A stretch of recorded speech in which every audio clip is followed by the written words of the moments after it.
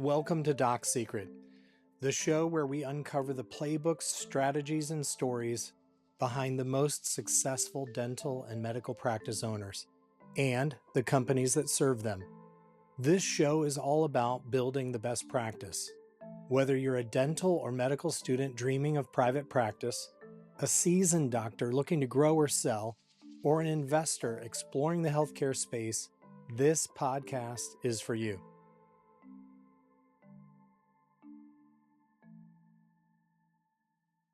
I'm your host, Kevin Carl, and in today's episode, we're diving into the three biggest trends that are reshaping the future of dental specialty practices. From AI to patient experience to business model innovation, this episode is packed with real-world insights you won't want to miss. Let's get started. Welcome to Doc Secret. So joining me today is Dr. Bill Dischinger, an innovative orthodontist who's at the forefront of remote AI monitoring and patient engagement. Bill, welcome to the show.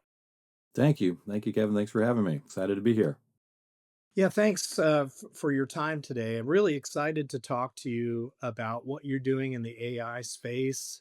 And we've got a range of topics, I think, ahead of us. So I'm looking forward to the discussion. Why don't we start with a little bit of your background? How did you get into orthodontics? What inspired you to do that? How did you get started with your own practice? Let's start there. Yeah, not a real exciting story. My dad was an orthodontist. He was actually an NBA basketball player before that, which is pretty unique. And so, you always want to try to be your dad, and NBA, for whatever reason, just didn't want me. So, yeah, so I followed him in orthodontics. I never thought I'd want to do that growing up. I just, sticking your hands in people's mouths is like, who would want to do that? And after my freshman year in college, I did not have my summer job lined up yet. And our family was rule, like you had to work in the summer, whatever that was, bagging groceries. I worked at a golf course, all sorts of things. But I didn't have my summer job lined up after freshman year in college. And his lab person suddenly quit, and they needed someone to fill in the lab. And he says, well, this is what you're doing. I didn't really have a choice. And I kind of fell in love with it. I kind of realized that it was not just sticking your hands in people's mouths. It was actually working with people, owning a business, which that really appealed to me. I like that aspect of being a business owner. But just the aspect of touching people's lives every day. I know that sounds cliche, but it's true. I mean, we really do have a fun time, impacting people's lives. So switched my major, and here I am, however many years later. I've been in practice for 26 years now, and still loving it. Well, that's great. It's always great to hear the stories of those who find inspiration and fulfillment in their everyday work, and that's great. You've been in business now for 26 years. I'm sure you've seen a lot of change over time. Yeah. What is the last 3 to 5 years, think pre and during COVID, post COVID, what does that look like for you in your practice, and how have you evolved in your work during that time? Yeah, I mean, I would say pre-COVID and post-COVID doesn't even look like the same practice anymore. Um, you know, uh, Disruption can sometimes be a really good thing, and COVID obviously was the ultimate disruptor. And it really made us look at how we were running our practice, how we were treating the patients, the modality, how we were having them in for visits, how we were staffing our practice, all those things. And coming out of it, we'd made changes, and really have never looked back ever since. So I know we're going to get into details of what that looks like, but yeah, pre and post COVID is vastly different than what it was. Yeah, and you're not only running a practice and shepherding a practice through all that change, but you're also involved in a teaching capacity. Could you share a little bit about what that looks like in your life in terms of giving back through the university environment? Yeah, so kind of two aspects of me with teaching. I teach at University of Pacific down in San Francisco. I'm an adjunct professor down there. I'm only in person 6 times a year, so every other month. And then we have a team that kind of works with our systems of doctors that are there on a more regular basis that kind of carry on kind of my overall theme or teaching or modality that we're doing. So I've been doing that.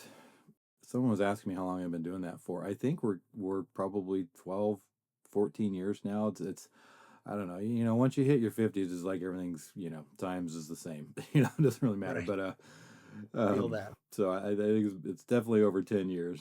Yeah, yeah. And but I also teach. So I'm a key expert or key opinion leader for a couple companies.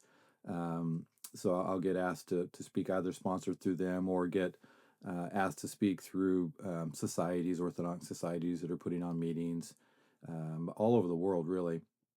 And that's where, excuse me, and it gets really fun, teaching the residents, being able to show other orthodontists what it is that you're implementing in your office, what you're doing for changes, just all the innovation that's out there. And I will say that teaching makes you a better orthodontist because you have to evaluate everything that you're doing, and it makes you really look closely at what your systems are, because if you have to teach someone else your systems, you better well have your systems under control. It makes you look at your cases closely, so it's a self-evaluation process because you have to start looking at your cases that you're going to be showing. So I think teachers, sometimes people look at teachers in different ways, different viewpoints, but from my standpoint, being able to teach has allowed me to become a better orthodontist personally, and then just a way to give back to the profession. It's truly a joy, and I know people like to kind of say that, and people are like, really, but it really is. I will say teaching overseas is an special joy. The thirst for wanting to get better, that thirst for knowledge overseas, particularly in Asia, India, places like that, where they don't have as much access to teachers like us. I mean, there's online stuff nowadays, but still, in person just doesn't happen a lot for them, and they're so excited that someone would take time out of their busy schedule to be there and teach, and they just want to learn. So that's super inspiring, and every time you do that, kind of reinvigorates you coming back to your practice to kind of dig back in again. Yeah, that's great. Now you've spent some time overseas, then sounds like. Any highlights to share? Any stories of particular significance you want to share from that experience? Um, I mean, I love seeing the world. It's amazing no matter where you go. Especially in today's geopolitical stuff that goes on. Everywhere you go, we're all kind of the same. We really are. And you know, you're walking around town and you see the parks, you see the little kids, and the little kids are just as misbehaved as my kids at home, and and it's just people are wonderful. I particularly love Southeast Asia. I just think the cultures there are amazing. The people in Southeast Asia are just they're just wonderful. They're just some of the kindest people I've ever met in my life. And I live on the West Coast. The West Coast isn't. I just got back from Indiana. I was back at the Indy 500 over the weekend. My parents are from Indiana, and it's kind of a family tradition. My dad's passed away now, and I took my best friend back to the race he'd never been. And they talk about that Southern hospitality or Midwest hospitality, and yeah, it was great to see. It's just Yeah, anyway. I'm that's getting very off on the real. Right. Yeah, I'm getting off on tangents now. Probably have nothing to do with this, but sorry, sorry. You asked me a question. I'll run forever with it. No, that's great. Well, it sounds like you bring a lot of your personality, your personal interests to your work, and it's great to see the human face of that globally and on global scale, given we have a global audience. And I'll be talking later to this week from to some in the practice from New Zealand and the UK. Mm. I look forward to other conversations as well. Thank you for sharing that. Before we jump into some trends, Bill, what is it that excites you most when you look ahead to the future of dentistry and orthodontics? What is it that excites you the most? Technology.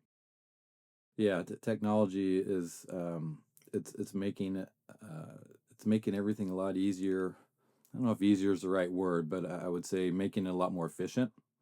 is probably a better use of a word, making it a lot more efficient for us doctors and our teams. But it's also making it a lot more efficient for the patient as well. The technology changes and innovations. It's a win-win on both sides. Sometimes technology comes along and it helps the patient. Sometimes technology comes along and it helps the business owner to be more profitable or what have you. The technology in the dental space right now, in my opinion, is a win-win on both sides on that efficiency standpoint, which then also then raises the level of care. So technology innovation is and, people said that forever, but it's not specific techniques that are innovating right now in the world of orthodontics. It's the technology within those techniques that are changing and helping us out. Hmm. And Bill, you're at the forefront, as I understand it, of AI remote monitoring. Talking about technological change, that's a big one. Hmm. Could you share a little bit about what that is, and help our audience understand not only what it is, but sort of what the value that's bringing to your business and your patients and their care? Yeah, so there's many different levels of remote monitoring. It could be done. It could be done as simple as someone taking a picture on their cell phone and texting it to us through our texting service. Um, it could be, through emails, through communication with that.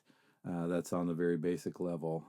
There's programs that you can send them an email and they go into a link and it has the whole template of them uploading photos and questionnaires and everything. It's all kind of automated. So that's kind of next level. And then to me, the ultimate level right now is where we're utilizing artificial intelligence to really help us with that remote monitoring. So we work with a company called Dental Monitoring, is the main one that's really utilizing AI in this space. And what it is there's a little mouthpiece that the patient hooks their phone onto, and they're taking photos at home once a week. And once a week, they're taking these photos, and it gets uploaded into the dental monitoring platform. The AI is looking at, I think it's 210 different things that the AI is looking at, and that number is growing. But there's over 200 things that the AI is looking for. If they're in clear aligners, they're making sure the clear aligner's not broken. They're making sure all the little glue bumps that are on teeth, which we call attachments, that they're all still in place. They're making sure the aligner is fitting properly, it's not lifting up. They're looking at how the bite's looking. They're even monitoring hygiene. So they're looking at if the hygiene isn't up to snuff and alerting us on that. They're looking at if there's any gum recession. So from not just tracking how the treatment's going, but tracking how their health is going, the oral health is going. So looking at all that stuff. Um, and then what the AI will do is we'll get notified on these things that maybe aren't right, like something that the AI picks up on that we don't want to see. And then that's when we get notified. So what's happening is, we have 1,500 active patients going at one time, and there's no way that we could ourselves be looking at all these pictures. We need to have AI help us to alert us, okay, this is an issue you need to look at, because there's no way that we would have the manpower to track all that, or we would have to hire so many people to do that. With the AI, we can monitor 1,500 people, and I have one lady that's spending just a couple hours a day picking up on all these notifications, and then we, the doctors, spend maybe 15 to 20 minutes a day, then following up further on the things that we need to follow up on as doctors. So, in my opinion, and this is what I tell patients, you're getting seen every single week. Every single week, these patients have eyes, whether it's virtual artificial intelligence eyes or my assistant's eyes or our doctor's eyes, but every week there's some sort of an eye that's on their mouth, on their treatment, and monitoring to make sure that everything's going the way it's supposed to, making sure that the health is where it's supposed to be. And that's just taking our level of treatment and care just through the roof. I mean, typically in an orthodontic office, you only see your patients, depending on what you're doing, every 4 weeks, 6 weeks, 8, 10 weeks, whatever it is. There's different things that you'll see them. But what happens if at that first week out after that appointment, something starts going wrong, and you're not going to see them for, you know, 3 to 8 weeks later, and something's going wrong, but you have no idea until they show up a couple months later how far off their treatment would that have gotten them, or how detrimental could that health effect have been going in their mouth, letting it go that long. So being on top of it right away is delivering a level of care that's never been delivered in orthodontics. And we'll get into efficiencies of what it does for us, I'm sure, later on in this discussion. Yeah, it's interesting. As a kid, I had braces, the headgear, the rubber bands, the whole thing, and a lot of that has changed over time, certainly with aligners and what have you. Um, but I know from my own experience, I didn't always wear the rubber bands like I was supposed to, and then I'd show up Yep. at the appointment. What effect is this method of monitoring and treatment? What effect is that having on patient adherence to the treatment protocol that you set up with them? Yeah, it's really helping. So I'll give you an example. When we have teenagers come in, and unfortunately, as teenage boys, as boys, we always get hammered on, because we're idiots as teenagers. And, the parents come in, and the girls, they'll be like, oh, yeah, we can trust them. They'll wear their aligners. And I got to tell you, the girls are just as bad as the boys. So don't let them fool you. But, the parents are always a little hesitant about these teenagers, and in particular boys, of letting us treat them with clear liners rather than braces. Now, in my opinion, I think most cases are better treated with clear liners now than with braces from a health perspective.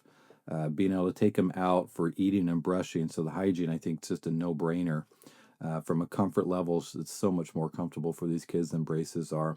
And then for the amount of forces that we're putting on teeth, we can really have the force levels down lower with clear liners. So we're doing less inflammation introduction into the teeth movement. So aside from that, but anyways, but parents are worried that their kids are not going to wear the aligners like they're supposed to. And what we can tell them is every single week we're going to be partnering with you, and we're going to be looking at this, and we're going to know if they're not wearing their aligners. Because if they're not wearing their aligners, the teeth aren't going to move like they're supposed to, and when they're wearing those liners, they're not going to fit properly. So the liner is going to keep moving towards a straighter tooth, but if they're not wearing them, the teeth are not getting to that straighter position. So eventually the liners aren't fitting properly. So so traditionally what we've done over the years with clear liners is we'd give them their liners, we'd have them back in 10 weeks to see how things are fitting. Well, again, if they're not doing what they're supposed to do, they might have not done it right from the start, or maybe week 4 they weren't doing it onwards, or wherever it is, but we didn't know until 10 weeks out that they weren't doing what they're supposed to do.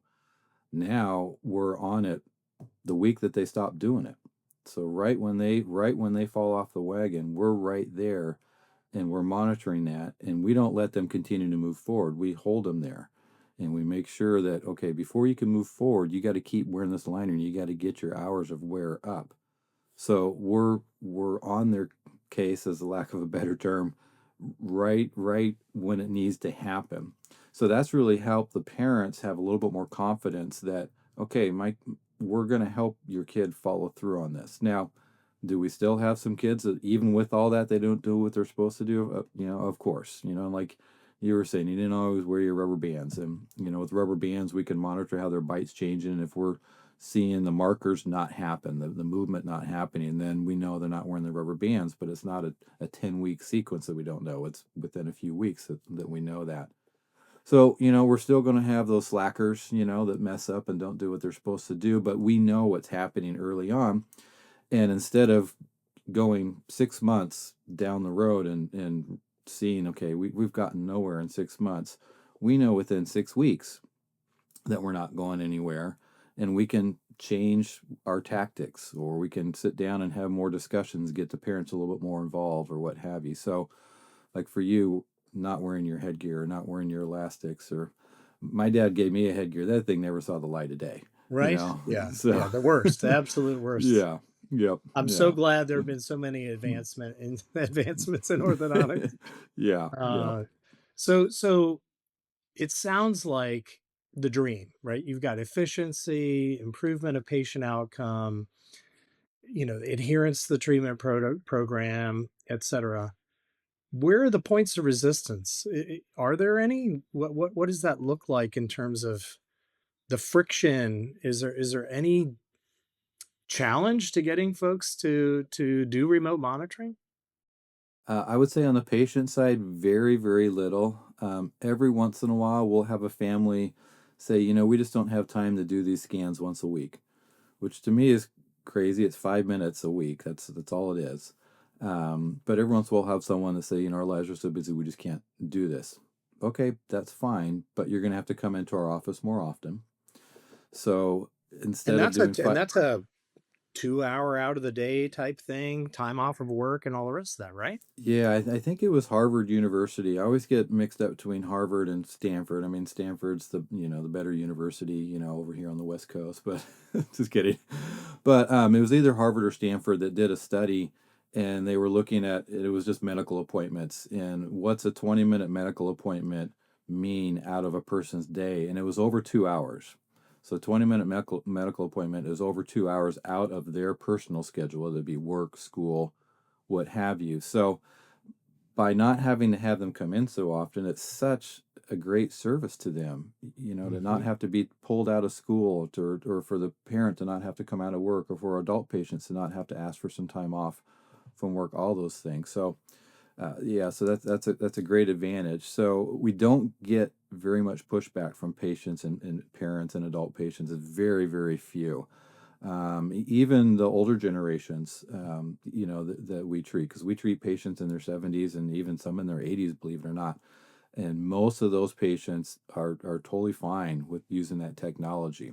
Um, I will say on the orthodontic side for doctors, that's where there's more pushback. And the, trying to figure out how to say this, but I'll just say, doctors, we got big egos, and, we think everybody loves us and everybody wants to see us. Right. And so when I've presented this, sometimes doctors say, well, patients want to come in and see me. I'm like, no, they don't. Like, if they could take a pill, like they come in for their consultation, you tell them this is how we need to move your teeth. Here's a pill, go take this. And once the teeth are there, call me and I'll make you your retainers. They would do that. They want the outcome. Now, when they're in our office, they do like how we interact with them, because orthodontic offices are typically very high customer service level. It's one of the few, things in the world where you do really get great customer service. So I get that. But just because they enjoy the moment that you're in your office doesn't mean they want to come into your office, Right. you know. Yeah. So that's where we get so that's where we get a lot of pushback, is from the doctors saying, well, they want to be in my office, or they don't want to, they don't trust this, remote stuff. They do. This is how we're living our lives. People are Grubhubbing food. They're ordering their groceries online. Everybody's shopping off of Amazon. I mean, if I never had to go to a store again, that would be a win for me. Right. So, yeah. So let's talk a little bit about that, right? We're on this is Doc Secret, and we're talking about the things maybe that others don't want to talk about, but they're the secrets, the sort of the essence of things. And is there a case that an orthodontist might say, well, gosh, if I have remote monitoring, if I have AI supported services, my patients aren't going to see me and what I'm doing as valuable, or as valuable as I would like to support the protocol, the treatment care, the financial plan that some of these programs cost. Is that part of the mix, or what's your thought around that?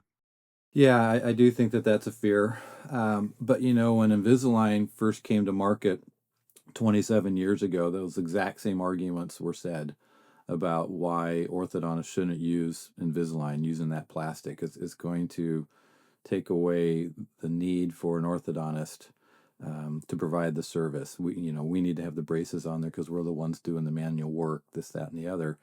27 years later, here we are. We're still around, and I would argue flourishing. With clear liners, are there more dentists that do orthodontic treatment than orthodontists than it was 20? Absolutely. Is it a bad thing? I don't know. I think if you're from the patient perspective, I would probably argue that they say, no, that's a good thing. I already have this relationship with the dentist. I can continue that relationship and they can treat me with their clear liners. Now, having said that, there are some clear aligner cases that dentists try to do that's a little bit outside their scope, in my opinion, and that should be referred to the orthodontist. So, I think anytime there's new technology, it threatens somebody. You Yeah. know, that's just, I mean, from the dawn of time. So I'm not saying it's an invalid argument, but you can't let your fear of, oh, well, this is going to take away some of our autonomy, this is going to take some of our need. If it's a better way moving forward, if it's a better service to the patient, which in my opinion it is, other people may disagree, but in my opinion it is, I think you have to do that. I think you have to move forward with that technology. I'm interested in your perspective around how orthodontics is in the context of everything else that's changing in our lives, becoming more and more digital, becoming more and more technologically enabled. Is there a perspective that you could share around what clients actually, what your patients actually expect? Are they coming to expect this kind of, let's call it lower touch, outcomes based service? Is that a generational thing? Maybe you could comment on that. That'd be great. Yeah, I would say some are the ones that have friends, you know, that are already in the practice and have been told about the technologies we're using. Those ones are definitely coming in specifically asking for that. You know, or if they're doing their research online and you know, kind of looking at the services that we offer in our practice with some of these digital advances that we have. Um, I would say that for the most part, not people don't know about it yet. So I don't think it's universally known that this is really out there, despite us trying to get the word out. So from a patient perspective, I don't necessarily think that they're as a whole kind of driving this and looking for this and pushing for this. But when they do see this, it just makes sense to them. Hmm. And, you know, they look at I get the question all the time, why isn't every orthodontist doing this? I mean, I've, like you said, I'm an early adopter of technology anyways. I've kind of always been that way. So I've for 20, and my dad was too. So I mean, for as long as I've known, we've always gotten those questions of the systems that we use in our practice. Why isn't everybody using this? Well, you know, different strokes for different folks, a lot of different ways to skin the cat. And you know, again, I'm not saying that this is the right way to do it, but it certainly has been a positive for us and for our patients. Would you say, AI is sophisticated? Sounds like it brings a lot to the table in terms of these multiple points of interest and in the treatment protocol and how they're evolving over time. Does this bring something new to the table in terms of early identification of issues, oral cancers, other things like that? Is that part of the mix and where you see this headed? I really do. So on oral cancers, I can't really comment on that because that's not really part of the protocols right now. But from gum recession, um, I we get notified on the minutest change. I don't know if that's a word, minutest, probably not. But the smallest change in gum levels, the AI picks up on that to the point where sometimes I look at it, I'm like, boy, I can't even tell the difference there. And I kind of blow them up big. I'm like, yeah, I guess there's a slight change there. So, yeah, I think for early detection of oral health issues, I think for kids and braces, teenagers in particular, and I will hammer on teenage boys for whatever reason, just not a big fan of brushing their teeth with braces. I don't know why. I think it's disgusting. But from monitoring their hygiene and their brushing, I think remote monitoring is worth the financial investment right there. Just because it takes that level of identification of poor brushing up. 'Cause you know how it is. It's like you have your orthodontic appointment or you have your dental appointment, and all of a sudden, like a couple days before that, all of a sudden you start flossing, you know, and you're cleaning Yeah, your that's teeth and right. you're getting all in it, you You're know. calling us out. Yeah, yeah, like Appropriately you know, so. Yeah. yeah, like before you go have your annual physical with your doctor, all of a sudden you're not gonna eat a burger for a week, you know. You get that cholesterol back down, you know, all those things. Well, the same thing happens in ortho, and we can still tell because the gums are, you know, inflamed and stuff. You got gingival inflammation, gingivitis going on that they just can't get rid of that quickly. But they still try to cover it up. And if you have it every single week, they're getting monitored by that, you're going to do a better job with that. So even if a doctor doesn't want to utilize this technology to minimize the number of appointments in their practice, which is one of the main things that we do, we minimize the appointments. But even if you don't want to do that, just from using this technology to better monitor oral health, I personally, I think that's where we should go for the standard of care. And but we'll probably, we'll probably never get there because it's an added expense into your practice. But I just think that we're about providing the best care that we can, and to me, this is it. Well, that sort of introduces another topic, which is how do you bring your team with you? So introducing this with your current staffing plan and your team, how does this impact how you look for and attract new talent to your practice? Could you share some thoughts on that? Yeah, from a team perspective, it's pretty low impact within the practice. So inside the practice, day to day, using this technology is pretty low impact. New patients, when they start, we have to teach them how to use the app. We do their first scanning with them in the office, going through the app and showing them how to do it. And that takes anywhere from 5 to 10 minutes, depending on, someone's technological acumen. But about 5 to 10 minutes added on to our new start process. So pretty minimal as far as that goes. Once it's up and running, the AI, and then I have uh, my one employee that is working off site taking care of this, and that's it. Again, as doctors, we get notified daily. We don't do Saturday and Sunday, but like I got notified for some things yesterday on Memorial Day. Wasn't super happy about that, but that's okay. Um, but Everywhere, right? yeah, yeah. But we take Saturday and Sunday off. But other than that, we're Monday through Friday. We're monitoring it. My employee offsite is monitoring. So within the practice, it's easy. So the buy-in within the practice with the team isn't an issue. Um, for us, what we found coming out of COVID, we really had a hard time finding people to work. I mean, really hard time. And it was just a struggle. And so coming out of COVID, we were already starting to migrate towards using this remote monitoring. I think during COVID, we all saw the power of technology, whether it was what you and I are doing right now over a virtual type of meeting, the Zoom boom, Right. all that stuff. And virtual monitoring was definitely one of those. So coming out of COVID, we were already starting to migrate into using virtual monitoring and starting to really get that big within our practice. At the same time, I don't know what happened, but people quit working after COVID, and just people don't want to come into an office and work anymore. They're doing at home jobs or what have you. So we kind of started having to utilize that technology of dental monitoring to pick up where we didn't have room in our schedule to schedule patients anymore, because I didn't have the number of chairside assistants I needed to fully cover what I used to do. So using virtual monitoring in our office, we ran all the numbers. We have reduced the number of doctor seeing appointments by 30% and the number of assistant seeing appointments by 20%.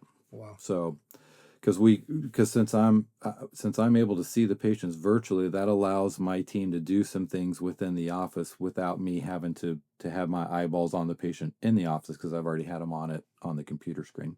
That's an amazing impact. If you know, I can only imagine what that would look like for you. And how has that transformed your ability to grow as a practice? Putting the business hat on to Mhm. see time savings like that that allows you to reinvest that time elsewhere. How has that worked in for you and growing your practice? Yeah, I mean, I think there's three things that limit your ability to grow. There's your space in your office. So however much square footage you have in your office, you can only fit so many people in a space. There's two, how many chairside assistants can you run at one time? So how many assistants can you get hired, and how many chairs can you be running at once? Because you got to, in the past you had to put people in chairs. and then 3, the doctor time.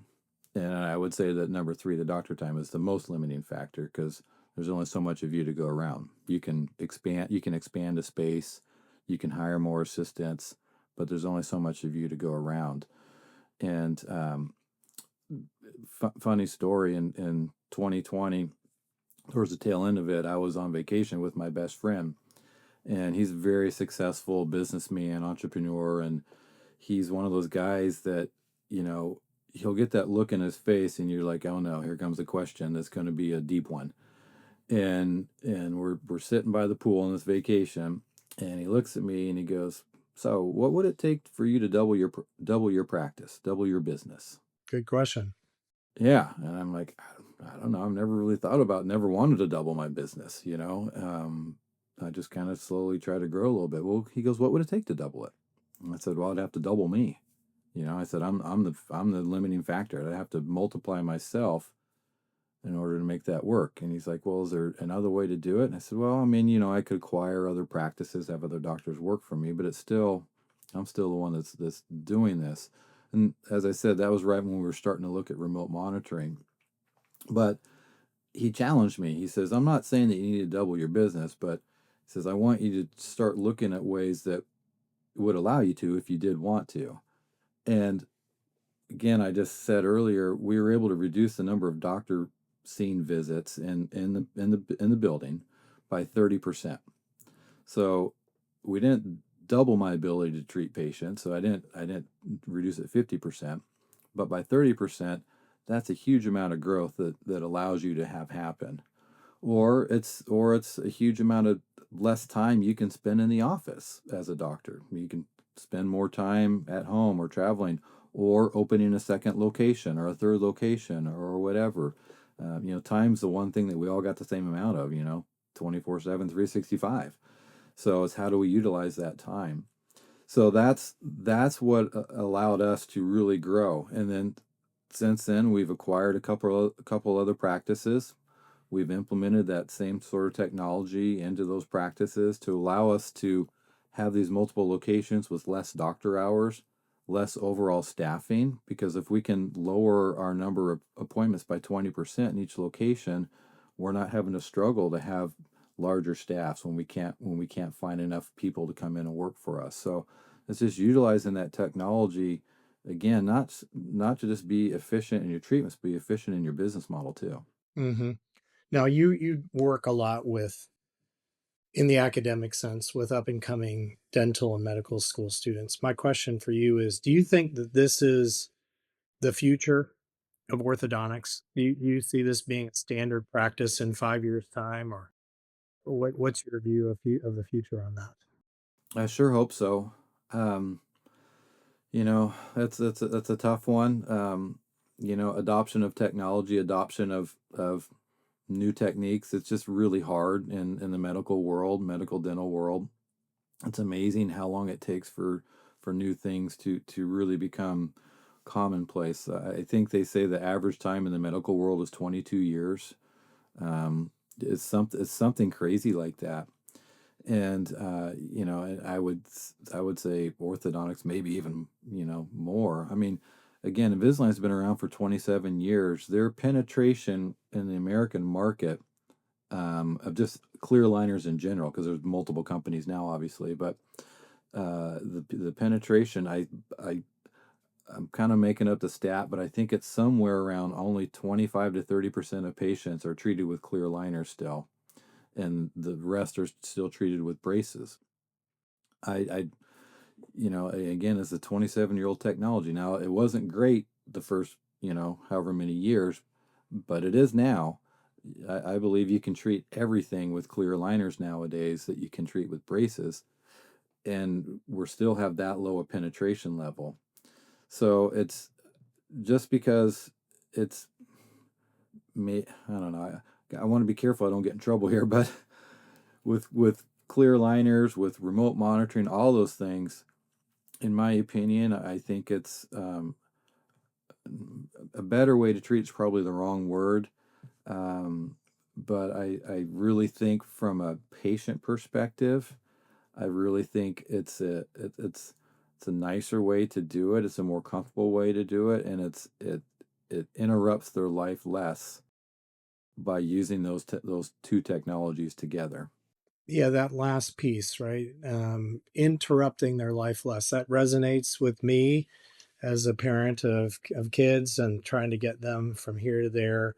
That's always a challenge, taking time out of your day. It sounds like if you can do more with less of that interruption, there's an efficiency play there on the individual level. And on the grander scale, it would seem to me that there's more of a democratization of care where you can get more people and be able to make an impact in more people's lives using something like that. Did I want to change the focus a little bit, given this efficiency you've talked about. A lot of dentists, orthodontists, those in the practice are looking for what's next for their practice. Maybe they're looking to grow the practice, sell the practice, depending on where they are in their life cycle, hand the practice down to the next generation. Um, how does something like this change the business dynamic and unlocking value from a valuation perspective? From your perspective, sounds like you've lived that and you're growing your practice. Congratulations. Maybe you could share a little bit about how that impacts the business opportunity and valuation side of orthodontics. Yeah, I mean, orthodontics as a whole has been flat or down for the last 3 years.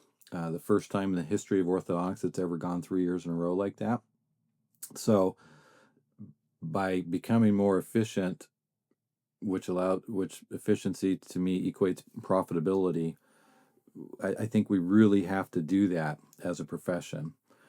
If the birth rate's been down for a really long time, so there's less kids out there that are available to treat than there used to be. There's more orthodontists, so the orthodontic residency numbers have grown over the last 25 years. When I graduated, there was only 250 spots a year that came out of school. That's well over 400 now, and our population hasn't been expanding like it really should for that younger generation looking for that's going to be in orthodontic treatment. Now, our population has grown just because our life expectancy has gone up, but we have less children now to treat than we did 20 years ago.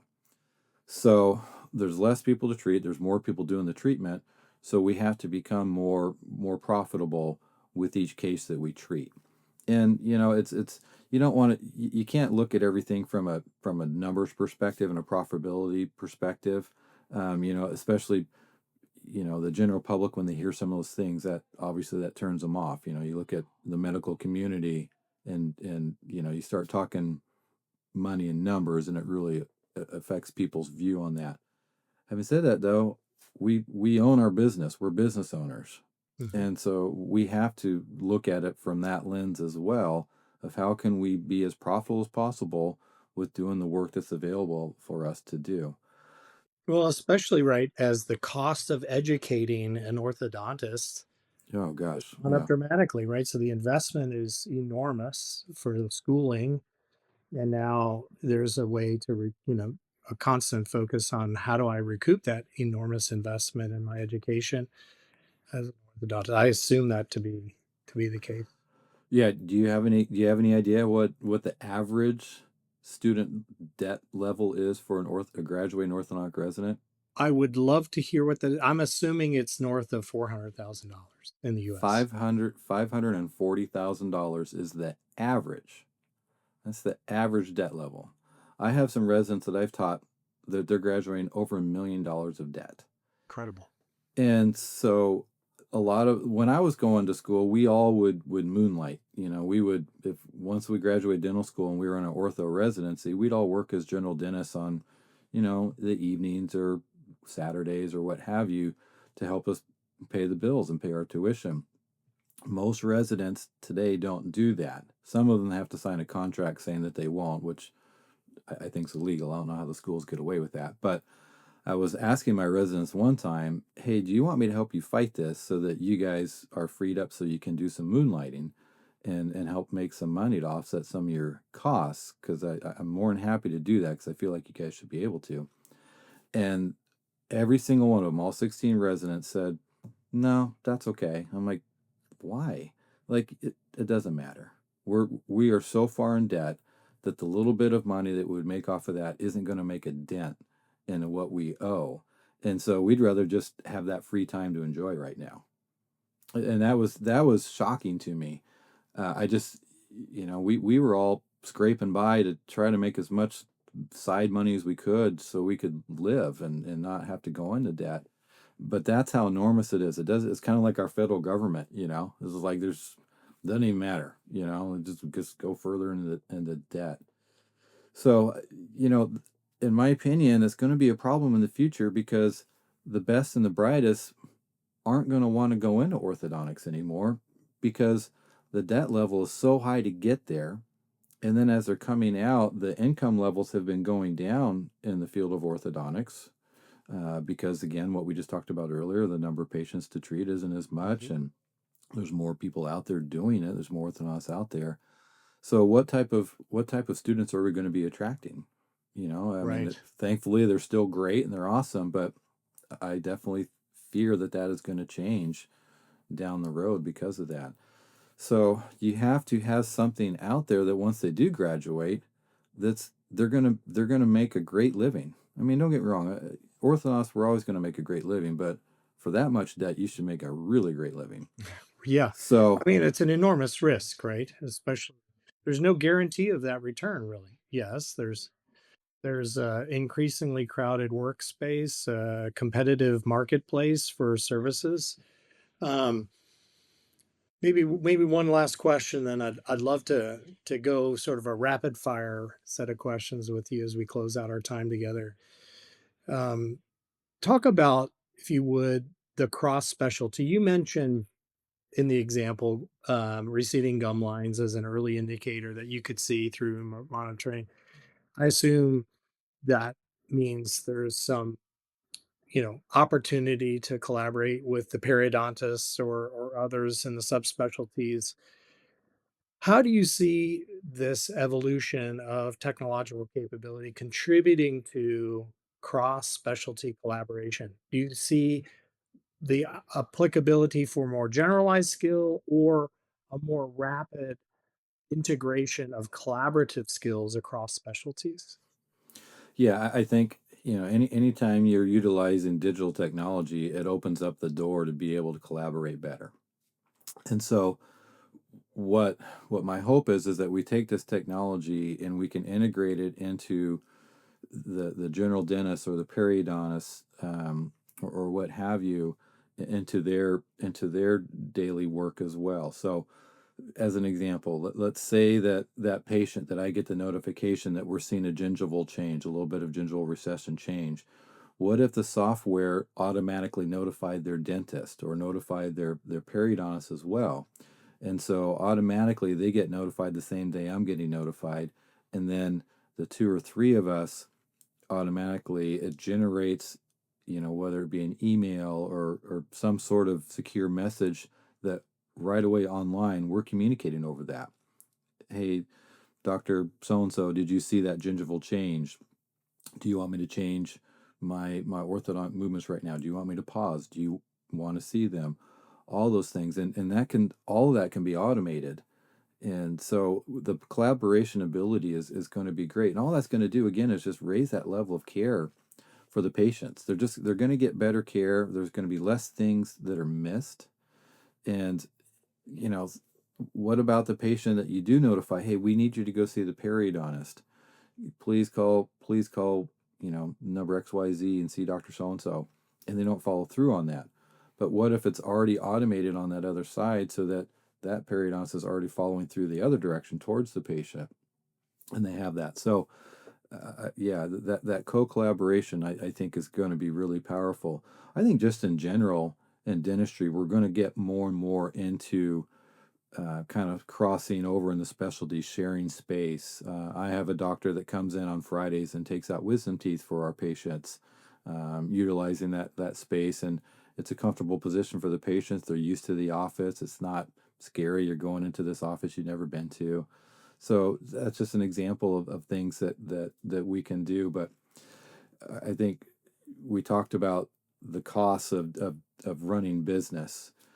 And if we can have more of us share space, because again, if I'm not having to see patients as often, I don't have to utilize my space every single day.